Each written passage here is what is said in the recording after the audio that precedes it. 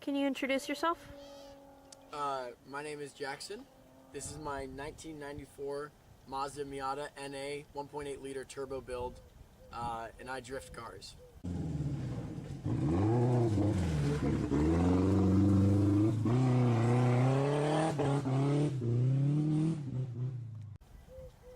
Yep. When I first bought this car, I was, I believe, 16, maybe 17. It was owned by an absolute idiot before me, and so I had to continue that trend. I'm currently 19. I get married in 1 month, and I have done some wonderful things and some absolutely horrendous things to this car. I want to show you some.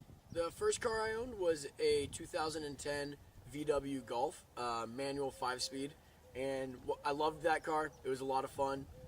It was very fast. It was the first car I've gone above 100 in, and I maxed that car out at 143. Very fun car, but it just didn't have the same charm. And so ever since I was a kid, I wanted a Miata, and so when I was 17 about, I made it happen. The NA Mazda Miata is well known for its pop-up headlights, its usual soft-top convertible, and being an absolute trashed-on car. It is rear-wheel drive, and it has a 5-speed manual, and so it is very well known just for being a fun little sporty car that most people will get for around $3,000 to $5,000, drive it for a while, and then upgrade to maybe a BMW or something of the sort later in their driving careers. She's an underpowered little beast featuring about 120 stock horsepower on a good day. I would say it's closer to 100 personally, with a small little 1.8 liter engine, 2 seats.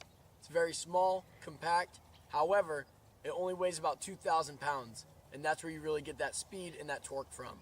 That's one of the main things that makes the Mazda Miata such a fun car.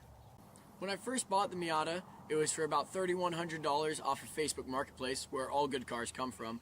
And at the time, that was actually pretty cheap. Most cars with 140,000 original miles, which this Miata had, were going for about 5 to 6 grand due to TikTok inflation of the Miata price. I've done a lot to this car. It is now currently green, as you can see, the BRG original racing green. And it originally came as red, and then as I learned how to drift, it became 5 or 6 different colors. The interior now features red Corbeau bucket seats and a peanut butter inside that originally was all completely black with black original seats.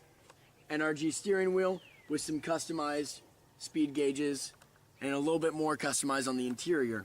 As you can see, there's some extra dials that we will be using to make sure our car does not blow up as we drive it today. When I first bought the Miata, I genuinely knew nothing about cars or how to work on them or how to fix them or anything of the sort. I definitely did not think that I'd be sitting in front of a turboed Miata today, but here we are. One of the first things people say to me after they compliment me, my Miata, is they ask me if they should get one for themselves. If you want a small, compact, sporty sports car, yeah, go ahead and get one. But no, you shouldn't get one. I want them to be cheap forever. I want them to be fun. I want 16-year-olds to be able to buy them, trash them, and enjoy them for what they are. The more 19, 20, 21, 22-year-olds that buy these cars means that the price continues to go up. And if you ever pay more than $4,000 for a Miata, you are an idiot.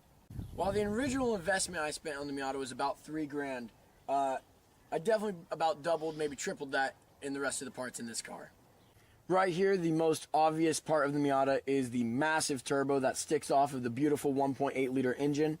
That is also complemented by the intercooler that hides behind the bumper, the fat Mishimoto radiator, and all the other little gadgets that make this car run so terribly unsmooth. While it, it's a blast. I promise you that.